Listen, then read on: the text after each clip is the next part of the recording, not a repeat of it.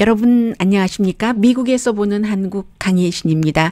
미국에서 보는 한국은 일주일 동안 미국에서는 한국에 관해서 어떤 것을 관심을 갖고 있고 보도를 했는가 하는 것을 정리를 해드립니다. 장기적으로 미국 사람들 내지는 이제 미국 매체가 이러한 것에 관심을 갖고 있구나 하면서 이제 한국에서 어떤 일이 발생했을 때 미국적인 관점에서 가치가 있다고 보거나 미국 사람들에게 알려줄 만한요.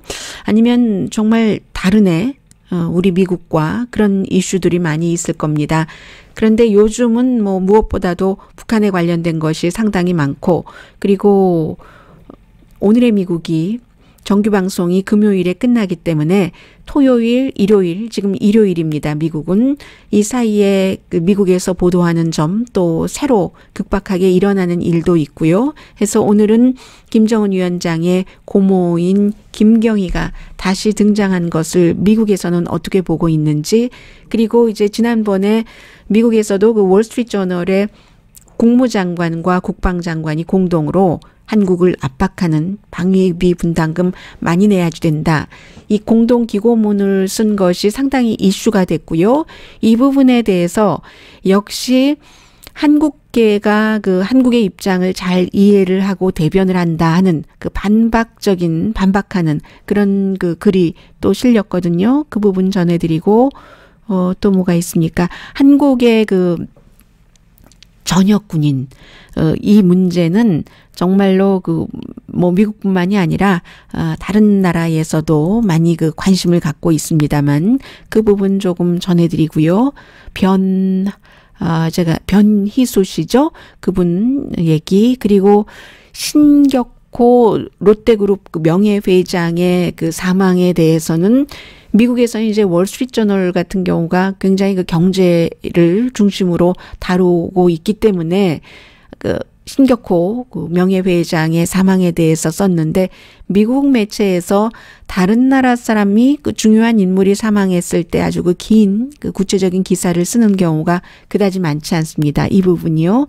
그리고는 그 무엇보다도 이번 주에도 제가 사실은 어제는 조금 일찍 그 미국에서 보는 한국을 일요일이 아니라 토요일 저녁에 방송을 하려고 하다가 멈췄습니다.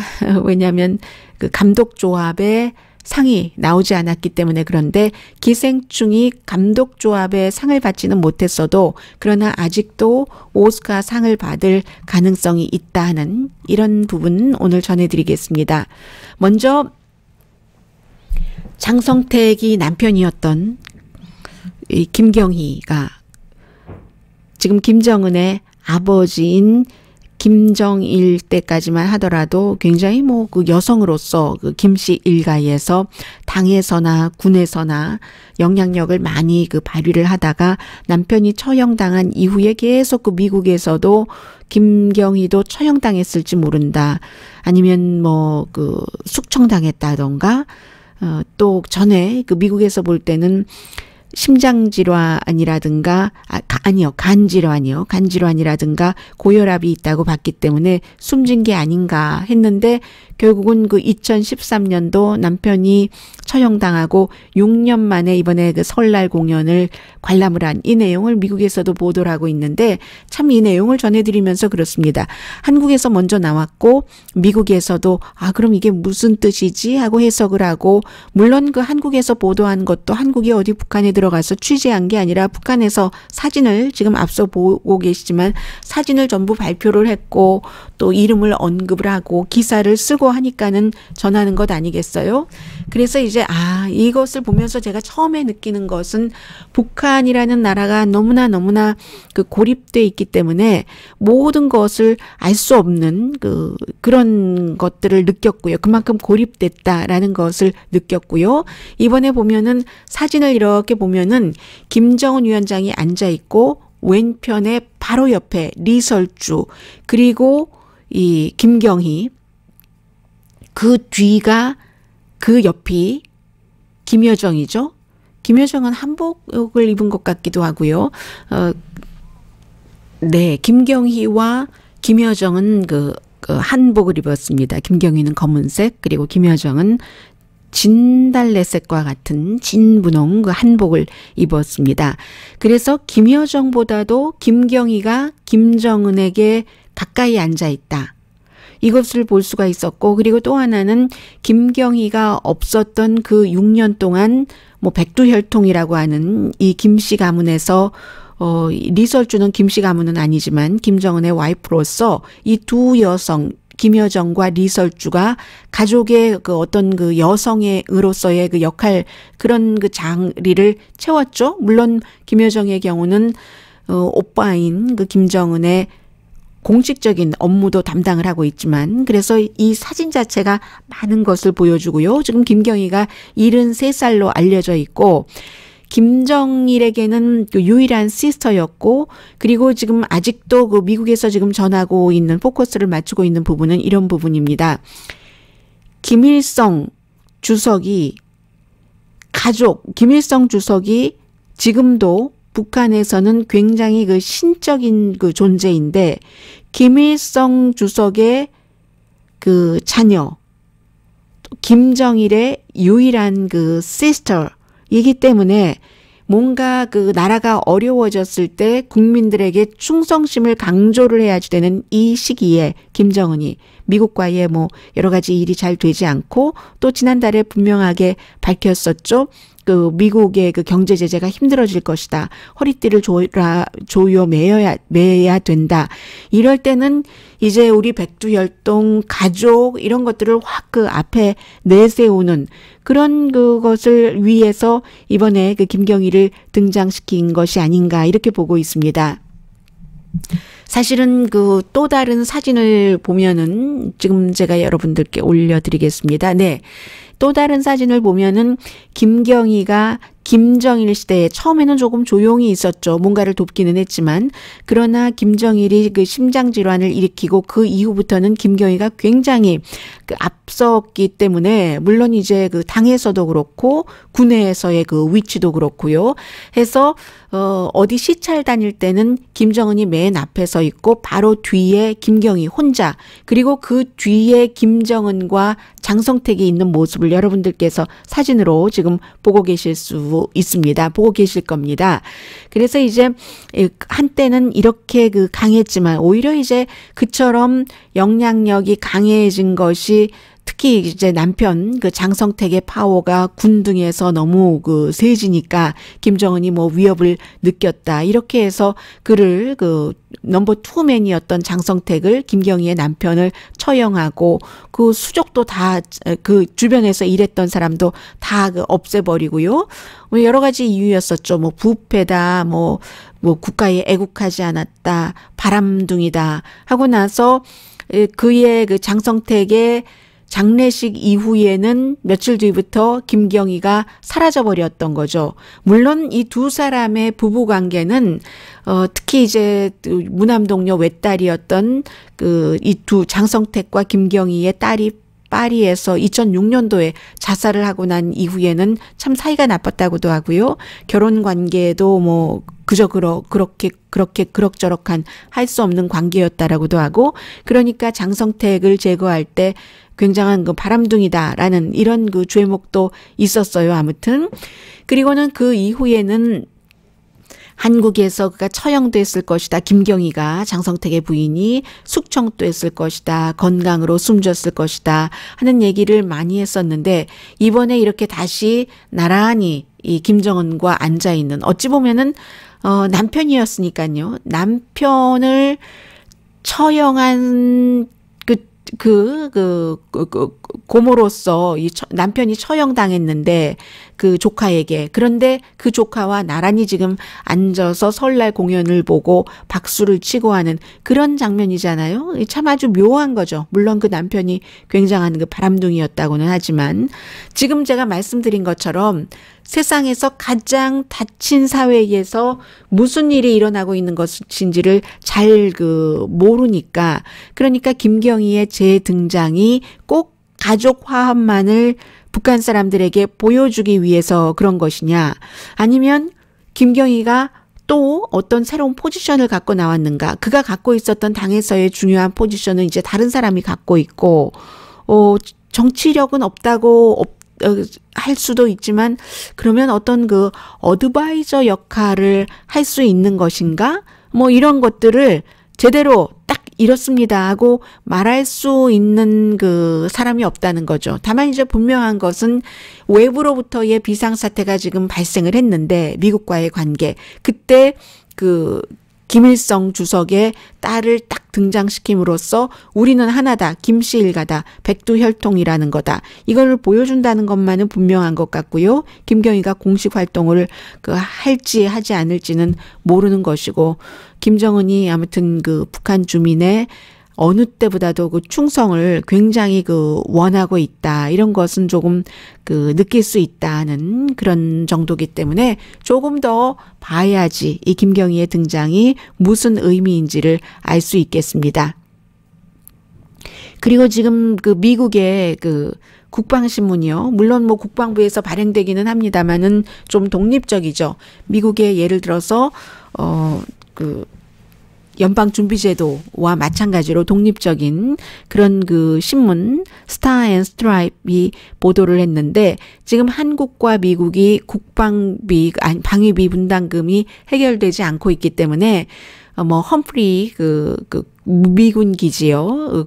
캠프 험프리즈에 뭔가 돈을 내야지 되는 그런 부분들이 연기가 될 수 있다. 지불 연기 같은 서비스 연기, 지불 연기 같은 것 가능하다는 게 이제 미 국방부가 이제 그 페이스북을 통해서 전부 그 얘기를 했다는 거죠. 지금 뭐 계약 기간이 끝난 지 거의 뭐 한 달 정도 된 그런 부분에 대해서 그리고 수천 명의 한국인이 고용돼 있잖아요. 그런데 이제 무급 휴가를 간다던가 아니면 뭐 부분적으로 일시 해고를 한다던가 비용 문제 때문에 이런 것을 경고를 했다는 겁니다. 오버타임 페이 같은 것도 마찬가지고요. 그런데 한국 국적 고용인에 해당되는 얘기라는 겁니다. 뭐 우체국 등이요. 근무 시간이 끝난 뒤에 메인터넌스 잡 같은 것도 하지 않고 지금 돈 때문에 새벽 1시 이후에 버스 루트도 줄이고 오버타임 문제 때문에요.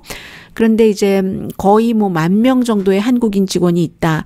이렇게 얘기를 하면서 음식을 담당한다던가 행정관도 있을 테고 물류 이동을 뭐 지원하는 미군을 도와서 아니면 뭐 건축 프로젝트 그런데 이제 미군의 봉급이라든가 군사 비용에는 전혀 영향을 받지 않는다는 것 얘기하고 있습니다.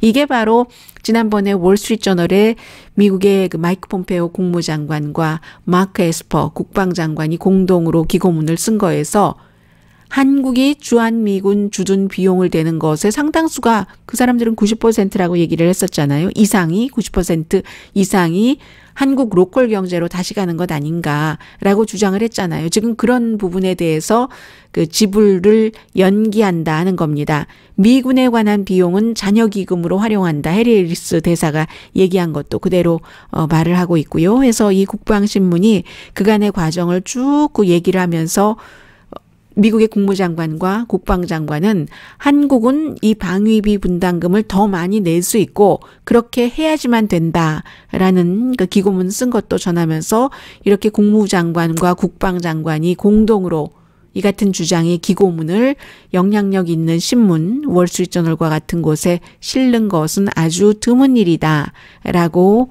설명을 했습니다. 그리고 이제 이 부분에 대해서 제가 오늘의 미국 정규방송 시간에 그 기고문 자체는 말씀을 드렸었고요. 이 기고문에 대해서 앤디 킴이라고 그 미국에서 지금 그 유일하게 연방 그 하원 의원 한국계로서는요 초선 의원입니다. 이제 또 선거를 치르겠죠. 앤디 킴이 월스트리트저널에 어떠한 그 항의 내지는 미국이 뭔가를 잘못 그 정책을 지금 집행하고 있는 것이다 라는 것을 썼습니다. 그 내용이 이런 내용입니다. 한국은 동맹이지 의존 국가가 아니니까 방위비 더 내라. 현상 유지는 안 된다라고 얘기를 했는데 현상 유지가 안 된다는 2명의 장관 말이 옳다. 앤디 킴 연방 하원 의원의 얘기예요. 이런 현상으로 이 현상을 계속 유지할 수는 없다. 트럼프 행정부가 지금 하고 있는 이 현상이라는 것은 중요한 동맹국이 한국이 도저히 받아들일 수 없는 그러한 것을 요구하고 있지 않는가. 그러니까 이 현상 유지는 안 된다. 동맹을 약화시키고 있다라고 얘기를 합니다. 앤디 킴 그 하원 의원은 한 가지를 강조를 합니다. 주한미군이 한국에 주둔하고 있는데 그것은 북한으로부터의 침략을 막기 위해서도 그렇지만 중국에도 그 미국이 어떤 그 원하고 있는 그 전선 역할을 하는 게 아니냐. 그게 미국의 안보의 우선순위 아니냐. 그런데 두 장관은 월스트리트저널에 기고문을 쓰면서 그 내용은 쏙 빠뜨리지 않았는가. 미국의 이해관계에 따라서 주한미군을 배치한다는 건 이런 얘기인 거죠. 그리고 중국이 어떠한 그 위협적인 군사력을 뭐 발휘를 한다던가 아시아에서의 균형을 깨트린다던가 하는 것은 세계가 우려하는 문제 아니냐라고 강조를 했습니다. 그리고는 60년 이상 한국군과 미군은 함께 북한의 공격에 대비했고 그리고 이제 그 두 나라가 문화라던가 경제적인 협력으로 다른 나라에도 동맹은 이렇게 가야지 되는 것이다 하는 어떤 그 동맹국으로서의 모델을 보여주지 않았는가라고 얘기를 하면서 트럼프 대통령이 다시 이것을 지금 깨려고 한다면 누군가가 또다시 지금까지 60년 동안 해왔던 동맹을 그 유지하려고 그것을 다시 수선하고 기우고 하려면은 시간이 굉장히 많이 걸릴 것이다. 플러스 중국 상기시키면서요. 지역에서의 그 안정을 찾으려는데도 아주 오랜 시간이 걸릴 것이다. 그러니까 미국은 꼭 한국을 위해서 주한미군 주둔하는 것처럼 그렇게 말하지 말라는 얘기입니다. 앤디 킴, 그 뉴저지가 지역구인 민주당입니다. 연방 하원 의원이 월스트리트저널에 보낸 글이고 그리고 이제 이 월스트리트저널의 그 기고문에 대해서 또 한 사람 제시카 리 역시 그 코리안 아메리칸으로 보이죠. 미국의 띵크탱크가 굉장히 많습니다. 그런데 2019년도에 또 하나의 띵크탱크가 워싱턴 DC에 만들어졌는데 Quincy Institute for Responsible Statecraft라는 이제 그런 그 띵크탱크에서 그 관계자입니다. 두 명의 장관들이 한국의 재정적인 그 주한미군 그 방위비 분담금에 대해서 굉장히 과소평가했다라고 얘기를 하면서요. 전체 비용의 50% 이상 지금 지불하고 있지 않는가. 2015년 이후에 1년에 8억 달러 이상을 지금 그 한국이 분담하고 있지 않는가. 더군다나 우리 따지고 보자 하면서 미국 사람들에게 알려주는 겁니다. 한국 분들은 거의 알고 계시는 분들이 많으실 텐데 평택 기지 이전에 92% 담당하지 않았는가. 108억 달러에 동의하지 않았는가. 미국 국방부가 미국 바깥에 지은 그런 그 국방 그 시설 가운데서 가장 큰 규모 아닌가. 그것을 지금 한국이 이렇게 했는데 뭔 소리 하고 있느냐라고 얘기를 하고 있습니다. 한국에서 그 미군이 주둔하는 게 돈 덜 드는 것 아니냐라고 얘기를 합니다. 언젠가 제가 한번 이 말씀을 드린 적이 있었던 것으로 기억이 되는데요. 몇 개월 전에 그 미군이 미국에서 주둔하려면 더 비싸다. 더 많이 돈이 들어야지 되고 그건 뭐 당연한 상상하실 수 있는 얘기고요. 그래서 유사시에 중국이나 뭐 예를 들어 북한으로부터의 위협 해서 파견을 하려면 얼마나 돈이 많이 들겠는가. 미국의 안전을 위해서 그러는 것이다. 라고 얘기를 하고 있습니다. 아무튼 그 미국 내에 주둔시키다가 무슨 일이 있을 때 그 미군을 그쪽으로 파병을 하려고 하면 효율적이지도 않고 돈이 더 많이 든다. 이게 이제 제시카 리스가 미국의 국무장관과 국방장관이 공동 기고문을 쓴 것에 대한 반박의 글이었습니다. 영국에서도 굉장히 또 이 이슈는 관심이 많았던데 이번 주에 미국에서도 거의 모든 주요 매체가 전부 이 변희수 씨의 그 성전환한 그 군인이 결국은 그 뭐 군대에서 결정을 해서 전역되고만 본인은 원치 않았는데 사실 한국은 그 성전환자 군입대를 금지하지만 그러나 뭐 또렷한 법은 없다. 이게 이제 미국이나 다른 나라에서 보도를 하고 있는 점인데 탱크 드라이버였었다고 하죠.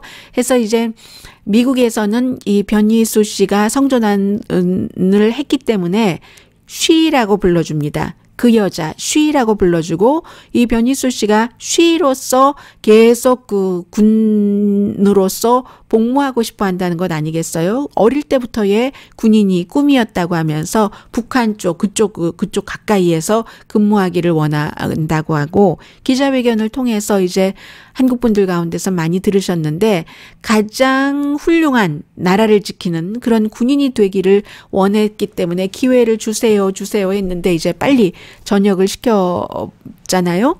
그래서 이제 그 본인이 얘기하는 대로 한국 군대가 나 같은 군인을 받아들일 준비가 안 돼 있는 것은 알지만, 그러나 나 같은 성소수자 군인이 차별 없이 군 복무를 하기를 원합니다.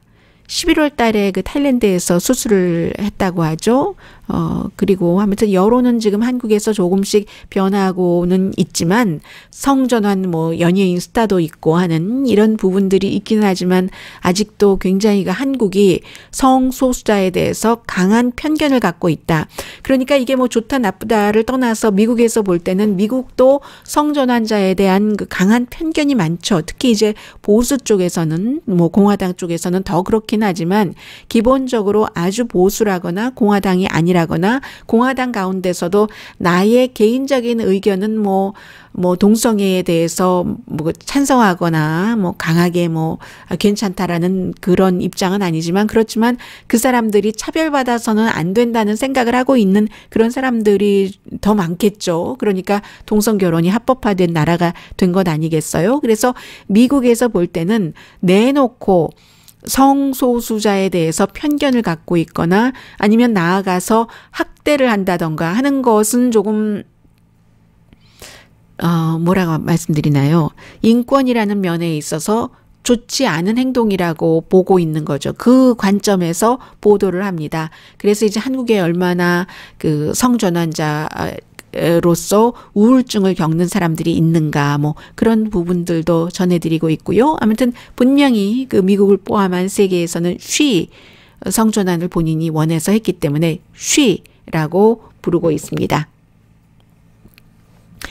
롯데 창업자인 그 신격호 그 명예회장이 98세로 1월 19일이었던가요? 그 숨진 그 내용도 미국에서 굉장히 많이 보도를 하고 있습니다. 주요 매체는 다 보도를 했어요.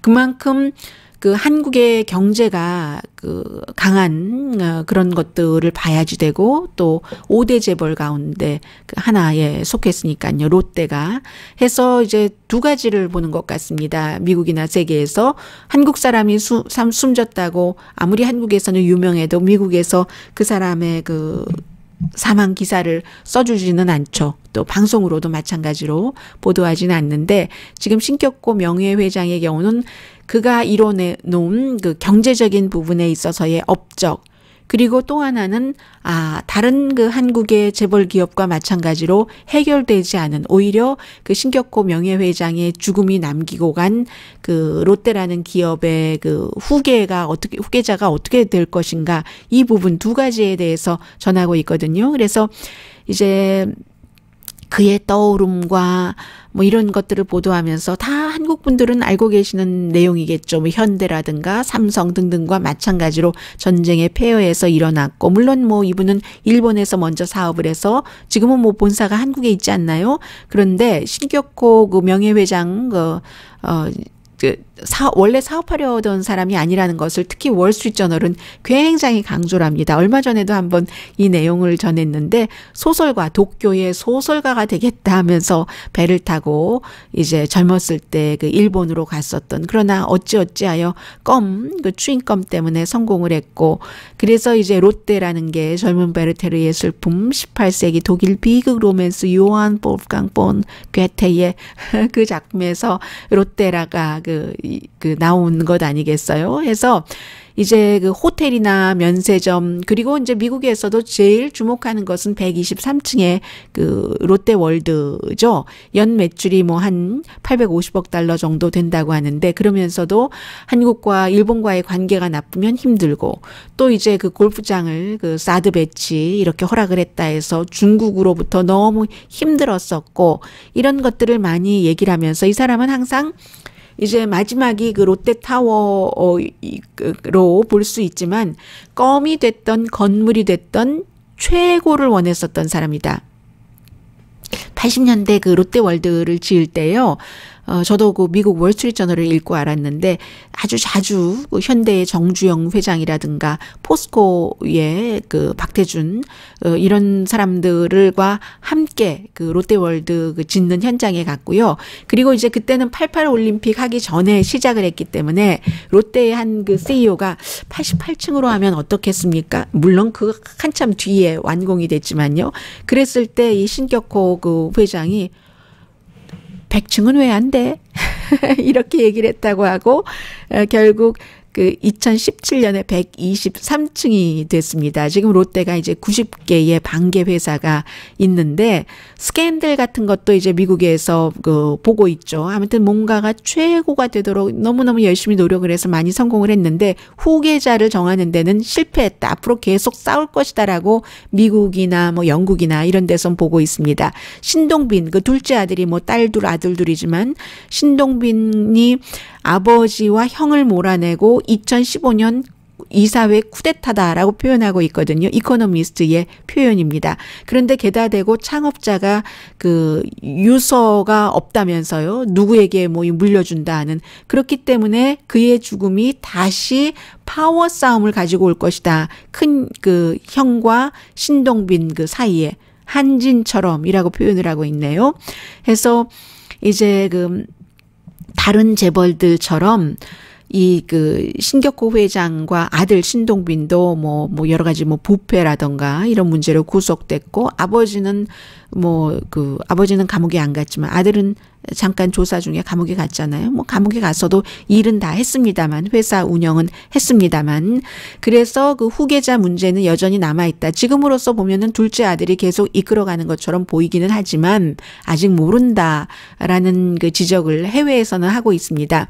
그리고 신동빈 회장이 미국에서 볼 때는 지난해에 그 도널드 트럼프 대통령과 만났잖아요. 만났는데 공짜로 만난 건 아니고 루이지아나에 그 화학 공장을 짓는다 하면서 뭐 31억 달러든가요. 그 투자하기로 약속을 하고 뭐 실제로 지금 진행 중이고 그런 것을 베네핏을 주면서 트럼프 대통령과 만난.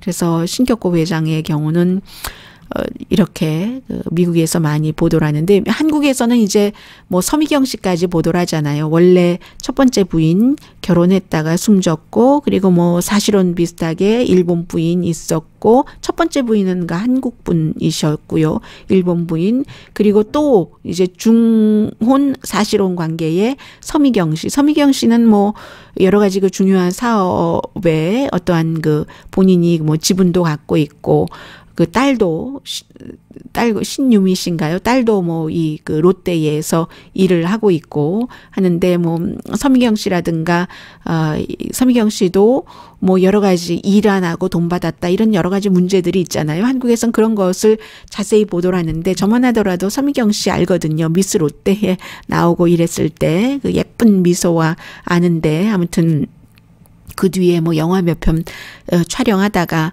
사라졌잖아요. 이 그 신격호 씨의 그 사실혼 관계의 그 와이프로 쭉 지내왔는데 나이 차이 굉장히 많겠네요. 한국에서는 이런 것을 자세히 보도하지만 미국에서는 딱 그 부인이 3명 이런 정도로까지 보도를 하고 있습니다. 네, 그리고 이제 제가 그 패러사이트를 전해드리겠는데 조금 일찍 그 방송을 할 수도 있었는데 오늘 하게 된 기생충은요. 지난번에 제가 방송에서 그 크로징 부분에서 급히 말하다 보니까 감독이 뭐 어떻게 뭐 대강 제가 좀 흘려서 말씀을 드렸어요. 정확하게 말씀을 못 드리고 바로 이 말씀을 드리려고 했었던 겁니다. 지난번에 그 스크린 액터 길드요. 꼭 스크린 액터 길드라고 해서 영화에 출연하는 영화 배우만이 그 조합원인 것은 멤버인 것은 아니거든요. 뭐 아무튼 뭐 굉장히 뭐 16만 명인가가 가입이 돼 있다고 하니까 그쪽에서 이 그 패러사이트의 그 아웃스탠딩 퍼포먼스 상을 줬을 때 이거 감독상이 중요하네요 해서 마치 어떤 분들은 오스카 시상식에서 감독상을 상상을 하셨을 그렇게 제가 잘못 조금 방송을 했는데 이 말씀을 드리려고 했었던 겁니다. 이제 이 패러사이트가 이 그 스크린 액터스 길드에서 상을 받았으니까 디렉터스 길드의 상을 받느냐 이게 중요한 것 같다라고 말씀을 드렸거든요. 어제 이 감독 조합에서는 1917의 그 샘 맨데스를 선택을 했습니다. 패러사이트가 아니라. 그러니까 어찌 보면 1917이 오스카에서 작품상과 감독상을 받기에 더 가까워진 건 사실이거든요. 왜냐하면 프로듀서 길드도 이 1917에 줬고 골든글로브도 1917에 줬으니까. 지금 패러사이트 기생충은 이 그 스크린 액터스 길드에서만 받았으니까. 물론 골든글로브 같은 경우는 외국어이기 때문에 50% 이상이 영어가 아니었기 때문에 뭐 그 작품상을 받을 자격에 들어가지 않았습니다만은, 그런데 그럼에도 아직 가능성이 있다라고 말씀을 드립니다. 물론 그 프로듀서 조합상이 사실은 그 오스카상을 그 좀 가늠해 보는 게 가장 정확하다라고 얘기들 하고 있거든요. 지난 12년 동안에 10년이 이 프로듀서 협회에서 준 것이 바로 오스카상에서도 상을 받았기 때문에요. 그런데 가능하기도 합니다. 지금까지 감독 조합, 프로듀서 조합 상 못 받고 오스카상 받은 게 케이스가 2번이 있어요. 최근에도 보면은 2015년도에 스포트라이트라는 영화가 있었잖아요. 이 보스턴 글로브의 그 기자들이 보스턴 쪽이 카톨릭이 워낙에 강하니까요. 그쪽에서 카톨릭 신부들, 성직자들의 그런 스캔들 같은 것을 스포트라이트라는 그 팀이었었죠. 팀 이름 맞았었죠. 딱 조직을 해서 그것을 정말 그 조사를 하고 취재를 해서 했었던 그 스포트라이트이 감독협회상을 받았던 상과 프로듀서 상을 받은 그 작품을 누르고 오스카에서 작품상을 받았습니다. 스포트라이트. 저도 그 영화 굉장히 좋게 봤고요. 그래서 그 해에 같은 해에 감독협회 그 감독 길드의 상은 The Relevant라는 그 브래드 핏이 나왔던 영화요. 저는 그 영화 그냥 그랬거든요. 아무튼 그 몬타나주에서의 아무튼, 네. 그리고 그 해에 프로듀서 길드의 상은 그 빅샷이 받았는데, 스포트라이트이 작품상을 받았습니다. 저는 그게 저하고는 맞았고요. 그리고 2016년도에는 랄라랜드도 이제 그 미국에서 요즘 하나의 추세로 랄라랜드 하면은 뭐 정말 기분 좋고 뭐 이렇게 하는데, 랄라랜드가 그 해에 감독협회상과 프로듀서 그 협회 그 프로듀서 길드와 디렉터 길드의 상을 다 받았거든요. 그런데 저는 좀 만화영화 같다라고 생각을 했었거든요.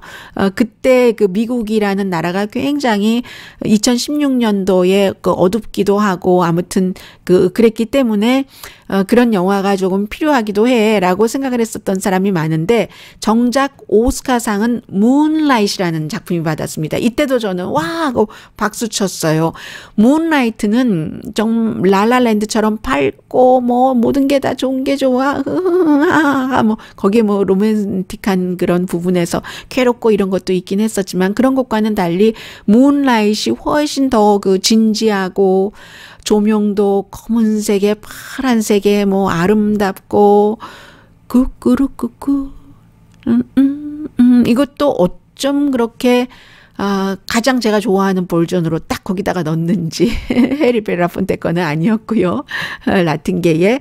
그래서 2016년도에도 문라이트이 랄라랜드를 눌렀다. 스포트라이트이 그 렐레번트와 빅샷을 눌렀다. 이런 게 있기 때문에 이 패러사이트이 기생충이 아직도 1917을 누를 가능성이 있다.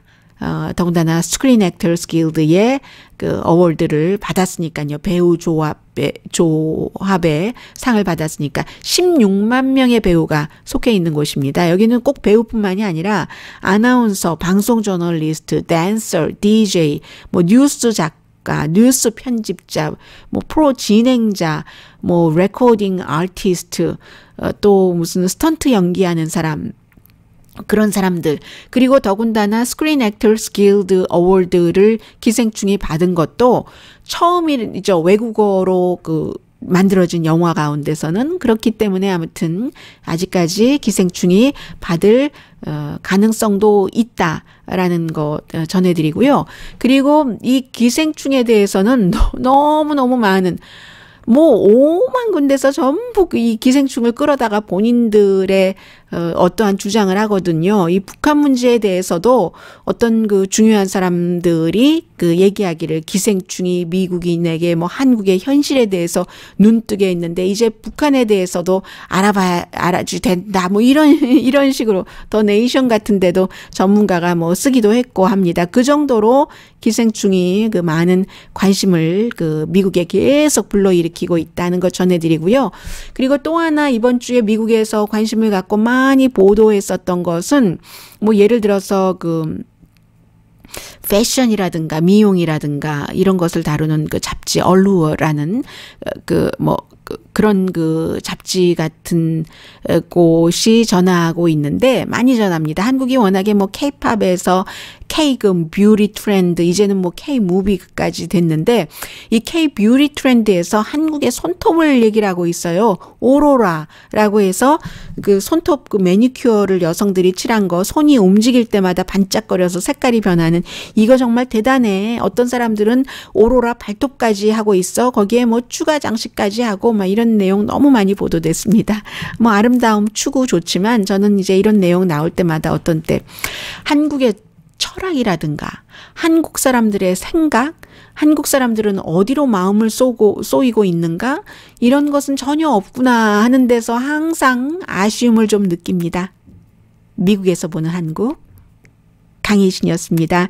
내일 오늘의 미국 정규 방송 시간에 뵙겠습니다.